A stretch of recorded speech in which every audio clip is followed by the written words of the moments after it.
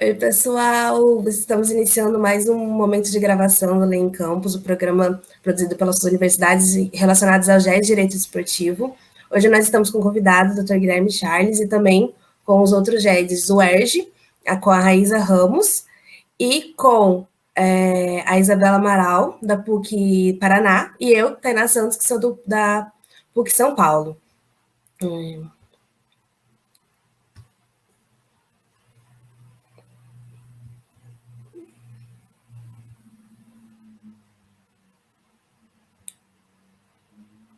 Nós vamos iniciar então, se o Dr. Guilherme quiser se apresentar. Oi, Tainá, pessoal, tudo bom? É um prazer, primeiramente, estar aqui com vocês. Não é minha primeira participação no Lei Campus e é sempre bom estar aqui dividindo conhecimento e aprendendo também com vocês. Bom, como já foi dito, meu nome é Guilherme Charles, sou advogado aqui no CSMV Advogados, né, escritório aqui em São Paulo.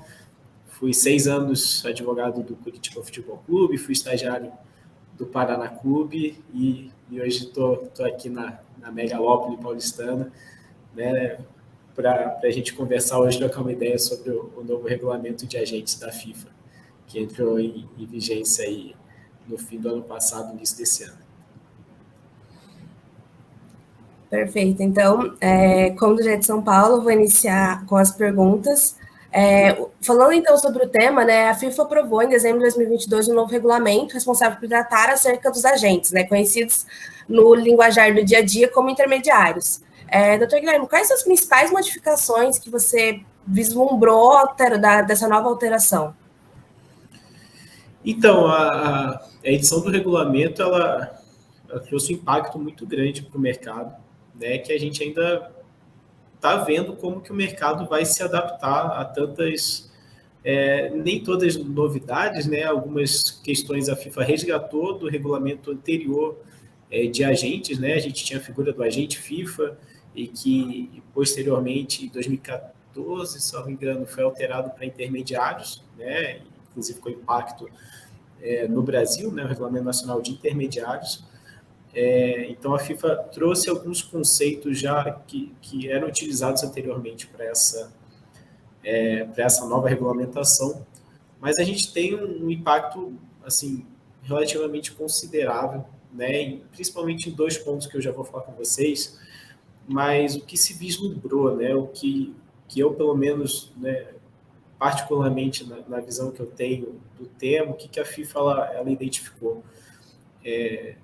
Cada vez mais a gente tem um mercado globalizado, até um pouco clichê falar isso, mas a gente tem acesso a quase que em tempo real a jogos que estão acontecendo do outro lado do mundo, né? Então, hoje cada vez mais os clubes estão estruturando, né, departamento de scout e de análise de desempenho e tudo mais. E para efetivar uma contratação, sem dúvida, né, hoje a gente tem a atuação dos intermediários, que vão voltar a ser agentes, né, para encurtar a distância entre os clubes, né, entre clubes e atletas, entre os clubes propriamente ditos, para concretizar uma transferência.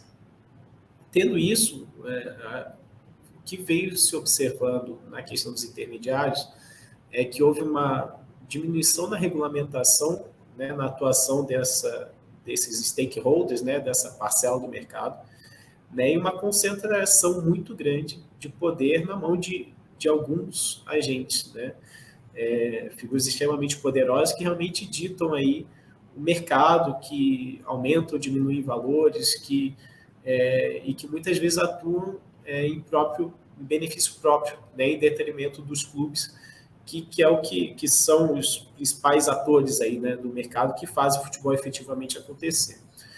Então, a FIFA, ela, identificando isso com a última reforma que ela fez, veio por trazer, né, um novo regulamento de agentes e que, particularmente, assim, na minha visão, as 2 principais alterações a curto e médio prazo, que a gente vai ver um impacto imediato, né, é a questão do retorno, né, dos exames. Né? Antes a gente tinha um agente FIFA que precisava passar numa prova e agora a gente tem de volta, né, essa previsão. só vai poder atuar como agente FIFA aí futuramente, até 30 de setembro a gente vai ter o posicionamento, pelo menos das federações nacionais aqui no Brasil, da CBF, você vai ter que estar habilitado, credenciado para atuar como um agente. Né? Hoje a gente tem alguns requisitos básicos, a questão da reputação ilibada, pagamento de seguro, algumas outras questões, né, que são exigidas para atuação como intermediário, né, mas não tem uma prova, não tinha esse requisito intelectual, entre aspas, para regulamentar, ter uma barreira de entrada nesse mercado. Então, essa é uma mudança muito importante, né, que realmente eu entendo que, no primeiro momento, vai limitar o número de pessoas credenciadas para atuar como agentes, e a segunda, que daí gera bastante polêmica, né, e que realmente a gente vai ver como que o mercado vai lidar com isso, é a limitação aos percentuais, né, de pagamento pelo serviço de agenciamento, né, de atletas. A gente tem, né, um limite máximo de 10%, no caso da venda do atleta, né, o pagamento pelo clube vendedor, e as demais remunerações são todas considerando o salário do atleta. E se antes a gente tinha no regulamento de intermediários uma recomendação de 3%, a gente via que, na prática, quase ninguém aplicava essa recomendação, sempre em patamares superiores, sendo que uma praxe de mercado entre 5% e 10% os valores aplicáveis no caso de intermediação, né, pagamento pelos serviços de intermediação.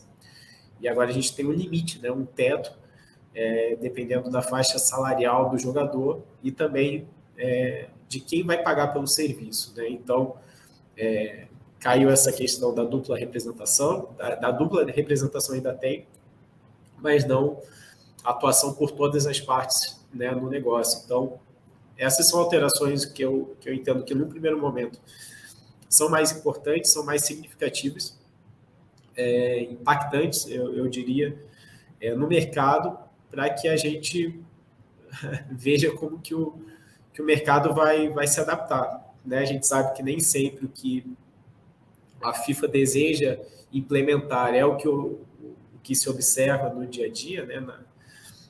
Na prática do mercado, mas essas eu acho que são condicionantes importantes aí para a gente ver como que vai se dar tudo a partir de agora. Entendi, perfeito. Eu acho que esse último ponto já responde uma parte da segunda pergunta, né? Mas eu não sei se você entende que tem algum impacto no mercado internacional que seja mais relevante. E tratando-se do mercado nacional, você citou também a questão de uma manifestação da CBF, se tem alguma consequência de maior relevância, assim, essa distinção entre os dois mercados. Perfeito, Tainá. Bom, no mercado nacional a gente ainda não sabe como que a CBF vai, assim, tem os patamares mínimos de internalização, de como eles vão aplicar as normas dispostas no regulamento de agentes, né, da FIFA. Isso, as federações nacionais, como eu disse, têm até 30 de setembro para implementar, desse ano, 2023. Mas, numa primeira análise, a criação dessa barreira de entrada realmente vai ser algo interessante para a gente ver. Né? Se os intermediários tinham questões meramente formais, né, de adequação, então, certidão negativa de ônus, contratação de seguro, o pagamento das taxas, etc. Dessa vez a gente vai ter uma questão material. Né? Então, a aprovação no exame, que daí vai trazer várias regulamentações da FIFA a serem estudadas e a serem avaliadas, em tese, pelo menos, né? Como eu disse, nem tudo que a FIFA deseja com a implementação de algum regulamento é observado na prática. Em tese, o que a FIFA busca é uma qualificação do mercado, né? Trazer aí pessoas qualificadas com um mínimo de entendimento sobre o mercado como um todo, sobre como se deve atuar dentro de cada situação, né, e tudo mais, para poder, de fato, estar inserida no mercado né, que está cada vez mais restrito a profissionais qualificados. Muitas vezes a gente vê intermediário como pai, às vezes um tio, né, enfim, algum familiar do atleta cuidando da carreira dele. Muitos vão atrás, se especializam, vão atrás de conhecimento para efetivamente atuar da melhor maneira possível, só que outros, né, uma parcela do mercado, às vezes não tem o conhecimento mais acurado assim, de como lidar com o atleta, como tratar uma negociação, como cuidar dos valores envolvidos, né, que muitas vezes são muito altos. Então, eu acho que o impacto, principalmente no mercado nacional, vendo como o mercado se desenvolveu, né, a gente vê uma crescente absurda no número de intermediários registrados na CBF, né, não são poucos as pessoas, tanto físicas como jurídicas, capazes de atuar como intermediários, né? E então eu pelo menos vislumbro que nesse primeiro momento, até porque os exames, acho que nesse primeiro ano a gente vai ter 2 exames para agente FIFA e a partir de 2024 um exame anual, então vai fechar um pouco a porta para algumas pessoas, né, que vão ter que ir atrás, né, para poder ter o conhecimento necessário para atuar como agente.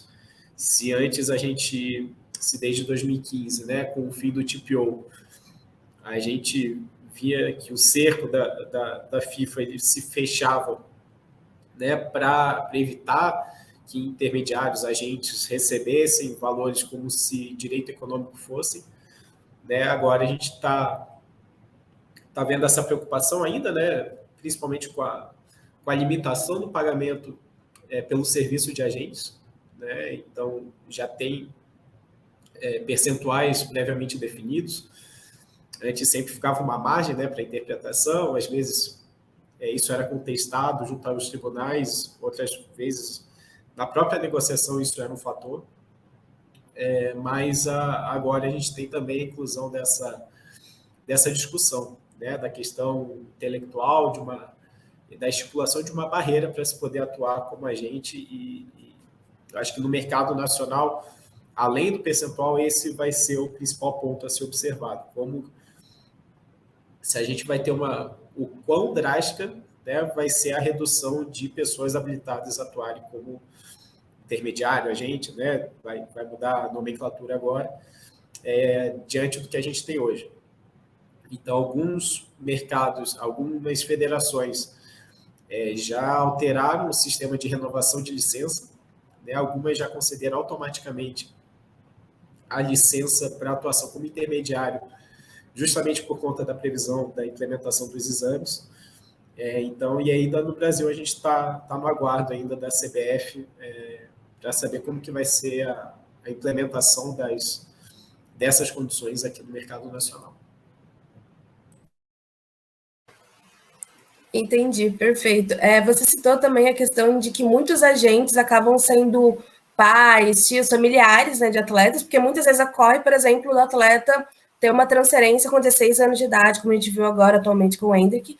E aí, já puxando para a terceira pergunta, né, o novo regulamento ele prevê a possibilidade de uma remuneração, distintamente do regulamento anterior, que ele vedava qualquer remuneração de intermediário nesse tipo de transação. E nós sabemos que, por exemplo, a legislação brasileira é bem protetiva com relação à criança e adolescente, o ECA traz disposições bem restritivas com relação a isso, a Constituição Federal também. E aí, nesse sentido, como que você entende que é o novo entendimento, né, da proteção da criança e adolescente, no sentido de permitir, né? Porque toda vez que a gente traz a questão de oferimento de valores, a perspectiva de proteção ela acaba sendo alterada. Eu queria saber qual que é o novo entendimento que permite que tenha esse tipo de transação.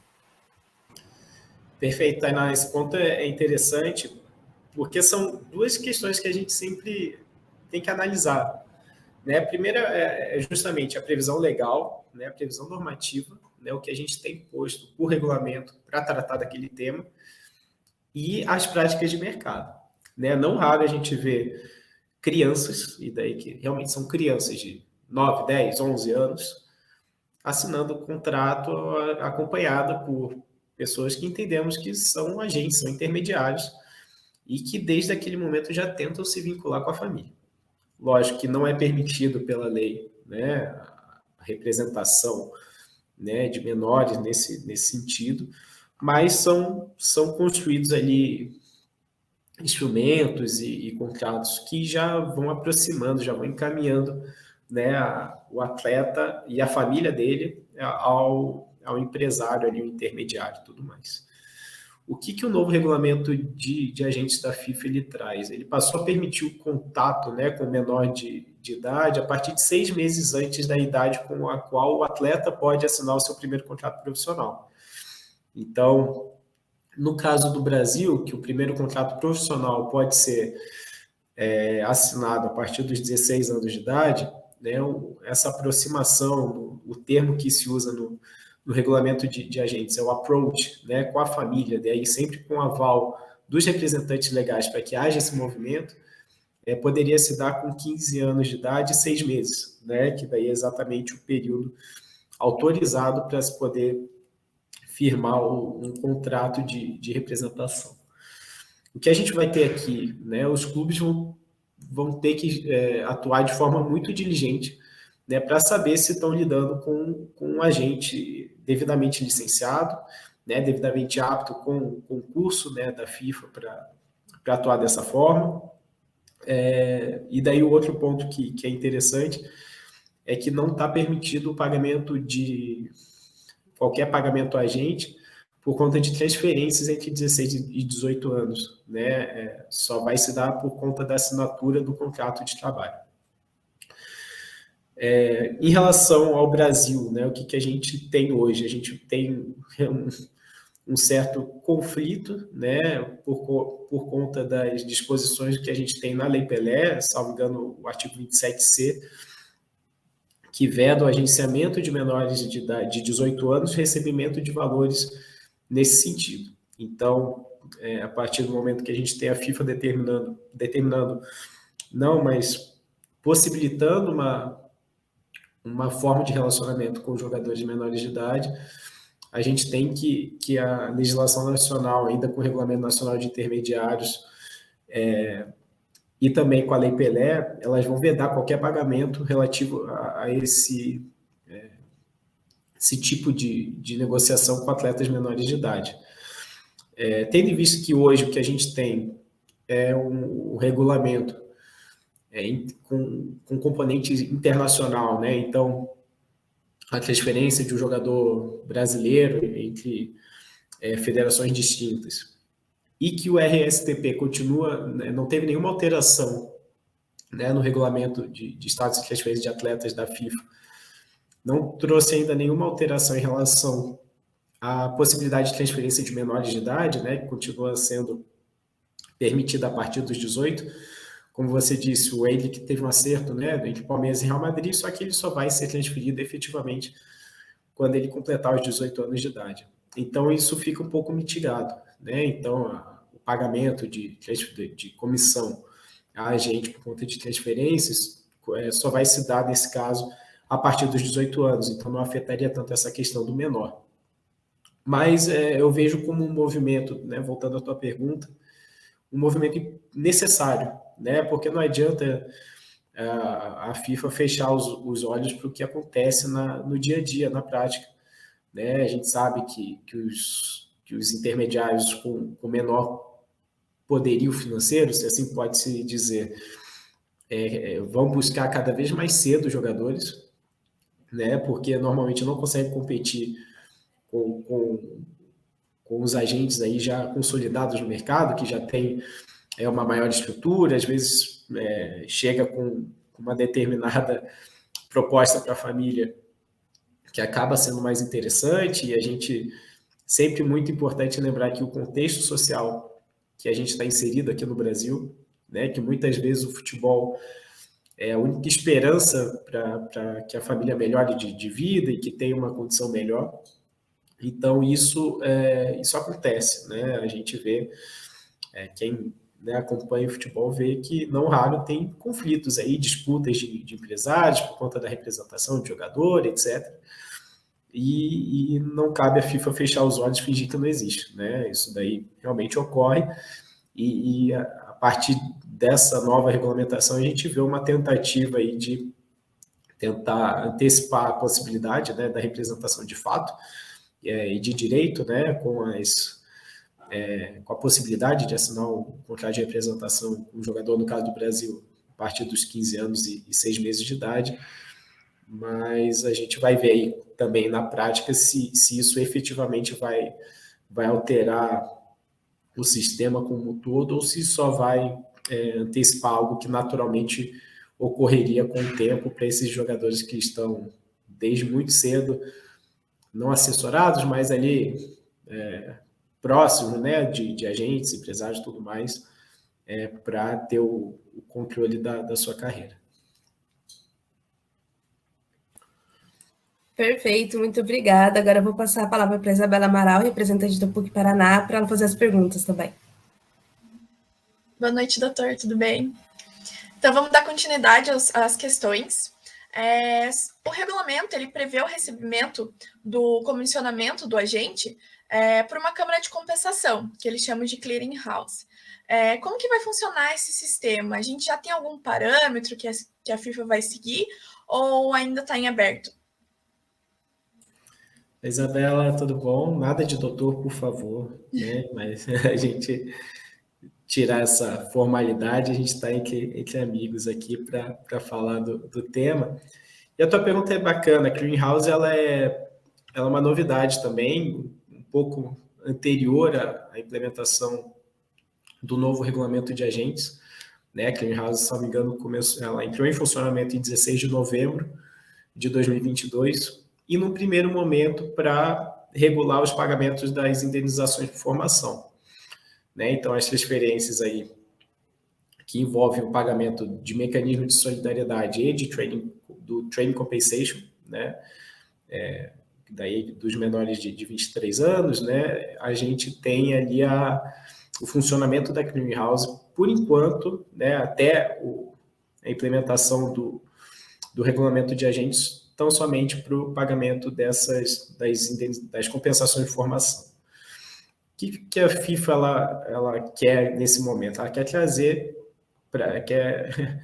não é que ter o controle, mas centralizar os pagamentos dentro do universo do futebol, né? Então, pelo menos entre clubes, né? Entre clubes e agentes, não de salários de atleta, isso a gente sabe que seria realmente impossível, mas em relação às transferências, né, dos atletas, ela centralizar essa distribuição dos valores.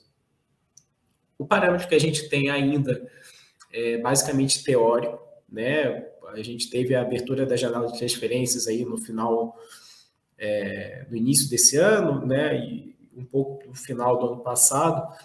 Então, o que a gente, da experiência própria aqui, né? O que a gente já tem visto? O processo da Clearing House para o pagamento das compensações de formação. Então, a FIFA ela tem, né, o regulamento, ele traz um rito, né, a emissão do passaporte desportivo do atleta, concedido um período de 10 dias para que qualquer clube conteste as informações que estão dispostas pelo TMS. O TMS é o sistema onde todas as transferências internacionais se operam, né, no futebol. Então, os clubes eles vão inserir as informações daquela transferência, vai bater na FIFA.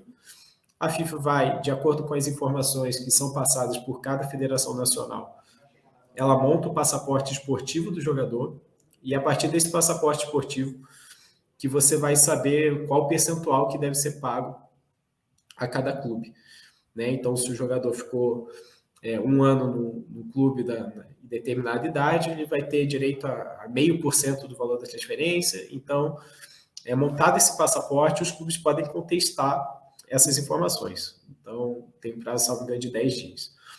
Consolidado esse passaporte esportivo, a FIFA ela vai calcular quanto que é devido para cada clube e, a partir disso, os clubes vão ter que passar pelo um processo de compliance, né, da Clearing House para comprovar requisitos assim relativamente simples, mas que, dependendo do clube, não são tão simples assim. né? Então, o envio do estatuto, ata de posse do presidente, a comprovação de que a conta bancária que o clube vai receber o dinheiro da clearing house é efetivamente do clube. Então, tudo isso o clube vai ter que comprovar para a FIFA para poder receber os valores. Então, a FIFA, ela centralizando a distribuição dos valores, e acredito que em breve os pagamentos pelas transferências também serão feitos pela clearing house, né, não só das compensações de formação e os pagamentos de agentes. A FIFA ela busca ter um controle maior, né, do que está acontecendo e facilitar, inclusive, a aplicação de sanções. Né? Se hoje é necessário que cada clube entre com processo disciplinar no Football Tribunal, hoje a FIFA, a partir de agora, com a clearing house, ela vai ter a possibilidade de ofício, né, a partir do momento que ela observa o descumprimento de alguma condição, né, ela já vai poder aplicar as sanções. Nesse sentido, que eu acredito que vai funcionar com os agentes também. Né? Como a gente está falando aqui de transferências de dimensão internacional, né, a gente pensa que, a partir das informações inseridas no TMS, né, por cada clube, o valor da transferência, quando vai ser paga cada parcela, se tem gatilhos, se tem condicionantes para o aumento, né, do valor da transferência ou não, tudo isso vai ser inserido no TMS, e os clubes vão ter que inserir ali também os comprovantes de pagamento para que a FIFA veja se aquilo foi cumprido ou não. Então, o parâmetro que a gente tem é esse, né? Ainda a gente vai ver como vai ser observado no cotidiano. A gente já ouviu que nesse primeiro momento a FIFA vai ser um pouco mais tolerante com algumas situações, justamente por ser uma novidade assim que realmente revoluciona como o funcionamento, né, o método de pagamento dos clubes. A gente sabe que um dos maiores problemas aí é realmente a questão do inadimplemento, né? Clubes que não pagam a transferência, etc. E a partir disso a gente vai ver também como vai funcionar para os agentes, né? Que daí vão ter que comprovar que a conta bancária indicada a conta dele, que não vai ter uma cessão de crédito, etc. Tudo isso para tornar o ambiente do futebol mais saudável, entre aspas, né? Trazer um pouco de compliance, trazer um pouco de cumprimento às regras, observância às regras, e tentar evitar aí algumas condutas que fujam, né, do que é esperado pela FIFA a partir do momento que ela centraliza a questão dos pagamentos. Então, é um movimento interessante que a gente ainda vai ver na prática como que vai funcionar. Perfeito. Eu vou pular minha segunda pergunta, porque o senhor já respondeu. Vamos para a terceira. Sabendo que uma pessoa física que vai realizar o exame, né, a prova que está sendo prevista, como que ficam os agentes que querem atuar como pessoa jurídica? Essa também é uma pergunta legal, né, porque o regulamento ele traz a figura do football agent, né, da pessoa física, né, ela que vai ter que ser aprovada no exame, ela que vai atuar. É ao contrário do que a gente tem hoje, né? Hoje a gente tem a possibilidade de atuação como pessoa física e como pessoa jurídica, né? Você tem essas duas possibilidades, falando aqui do Regulamento Nacional de Intermediário, né? Você pode ser registrado tanto pelo seu CPF, tanto pelo CNPJ. Agora não, ela individualiza a questão da possibilidade de atuação. Então, uma vez licenciado, uma vez que você é um football agent, você pode prestar o serviço por uma agency, né, por uma agência. Aqui eu trago os termos que a gente tem no regulamento da FIFA, enquanto a gente não tem a regulamentação aqui na CBF. Então, você ainda pode ter uma empresa, né, uma agência, né, para atuar, para representar os interesses, só que a efetiva atuação, né, como agente propriamente dito, ela vai ser considerada de maneira individual. Né? Então, por mais que você tenha 10 agentes registrados, né, dentro de uma empresa, e um que ainda não tenha passado na prova, enfim, essa pessoa ela não vai poder prestar o serviço, ainda que ela esteja numa empresa que tem 10, 11, 15, enfim, agentes registrados. Então, essa é a alteração, né? A FIFA, a busca por qualificar o mercado é justamente nesse sentido, de evitar que pessoas se escondam ali sob o guarda-chuva de uma empresa, né, ou de um representante ali que mais antigo no mercado, e que efetivamente todas as pessoas ali que trabalhem com futebol estejam efetivamente licenciadas, efetivamente aprovadas no exame, né, para poder trabalhar, para poder operar, ter um approach ali com os clientes e poder efetivamente trabalhar como agentes numa eventual transação. Perfeito, Guilherme, muito obrigada. Vou passar a palavra para a Raíza. Oi, Guilherme, boa noite. A gente agradece a presença de verdade e disponibilidade. Então, vou procurar ser o mais sintética possível, porque você foi respondendo um pouco das minhas perguntas. Eu queria saber se, com as novas regras, você acha que a FIFA vai conseguir assumir a jurisdição dos casos que envolvem os agentes e os clientes? E o senhor enxerga, aliás, você, desculpa, se enxerga algum tipo de conflito de competência entre a FIFA e o STJD daqui para frente? Oi, Raíza, boa noite. Tua pergunta é legal, né? A gente tem que...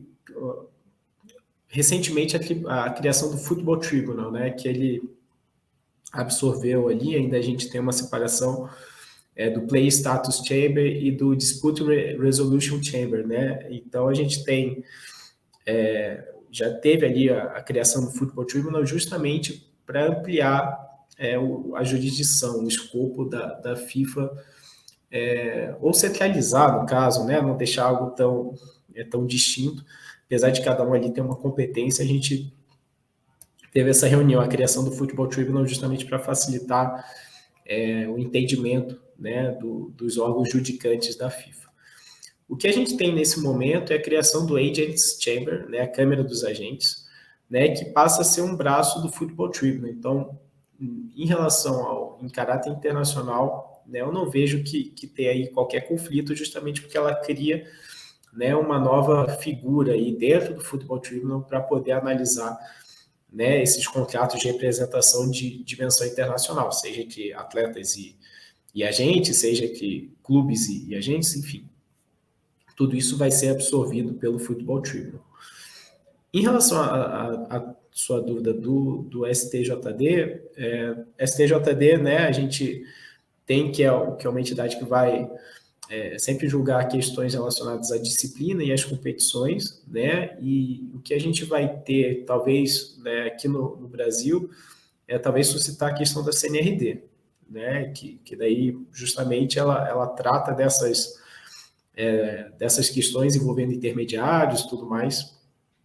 E daí a gente vai, pelo menos no meu entendimento, não vai ter grandes alterações, né? Lógico, pode ter uma cláusula de foro, né? Que as partes, por exemplo, o atleta argentino que seja contratado aqui no Brasil, se utilize, que venha do clube do exterior, né? Teoricamente, ele tem a jurisdição do Agents Chamber, né? Do Football Tribunal da FIFA, mas as partes podem eleger o foro da CNRD, né? A FIFA ela tem o entendimento, acho que da FIFA é que o foro da FIFA é aplicável, né, nesse caso, mas isso não vai impedir que as partes, caso elejam o foro da CNRD, por qualquer motivo que seja, né, o atleta está jogando no Brasil, é o escritório que representa ter básica no Brasil, etc., vai ter essa possibilidade. Então, eu não vejo algo como excludente, né, mas concorrente nesse caso, né, dependendo da vontade das partes, ela vai poder, estou dando o caso do Brasil, né, por exemplo, eleger a CNRD, mesmo num contrato de dimensão internacional, para resolver alguma eventual disputa relacionada àquele contrato. Obrigada. Guilherme, agora a minha dúvida em relação à questão da remuneração. O novo regulamento propôs uma definição para a remuneração e estabeleceu um teto para as comissões pagas aos atletas, treinadores e clubes. Aí eu queria saber como é que essa remuneração entra na questão dos contratos de imagem, porque no Brasil é muito comum, né, o jogador de futebol fazer publicidade em prol de uma campanha do clube, por exemplo. E o clube normalmente imputa vários patrocinadores no meio dessa publicidade. Eu queria saber se esses contratos de imagem podem entrar nesse campo de remuneração. Raiz, essa tua pergunta é muito interessante, porque até o momento que a gente tem, lógico, a regulamentação da FIFA. A gente sabe que no Brasil, às vezes, as coisas acontecem de uma forma um pouco distinta, né? Justamente porque a maioria das decisões da FIFA, elas são decisões e regulamentos, elas não conseguem englobar o que acontece em todos os lugares do planeta, né? A gente sabe que a praxe de mercado da Europa é completamente diferente da África, da América, enfim. No Brasil, a gente tem essa possibilidade, né, e daí foi regulamentada posteriormente por lei, né, de que a remuneração paga ao atleta ela seja paga, né, numa proporção de 60% na carteira via contrato de trabalho, né, e 40% por meio de contrato de imagem. Né, isso realmente é extremamente significativo quando a gente pensa em pagamento de comissão. Se a gente for levar ao pé da letra o que diz o regulamento da FIFA, ela não vai falar de contrato de imagem, ela vai considerar tão somente o contrato de trabalho. Mas a gente, dependendo da situação, e a gente já teve casos que a FIFA expressamente reconheceu que o valor pago a título de imagem compõe a remuneração de fato do atleta, aí sim seria possível entender que o cálculo, né, do percentual devido ao agente englobaria o valor total da remuneração, considerando o contrato de trabalho e o contrato de imagem.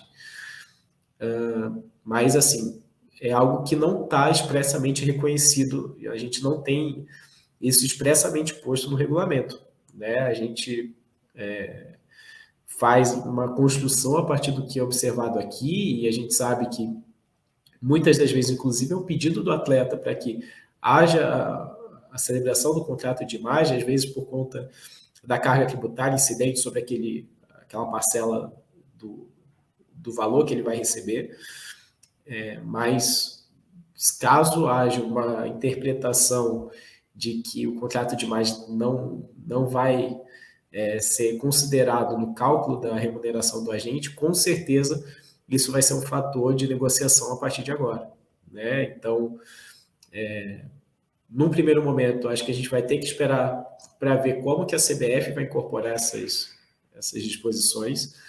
Acredito eu, daí é puro palpite, que vai ser considerado em âmbito nacional os valores pagos a título de imagem, né? Justamente por ser algo comum, algo recorrente no mercado brasileiro, principalmente nos clubes com valores maiores, né?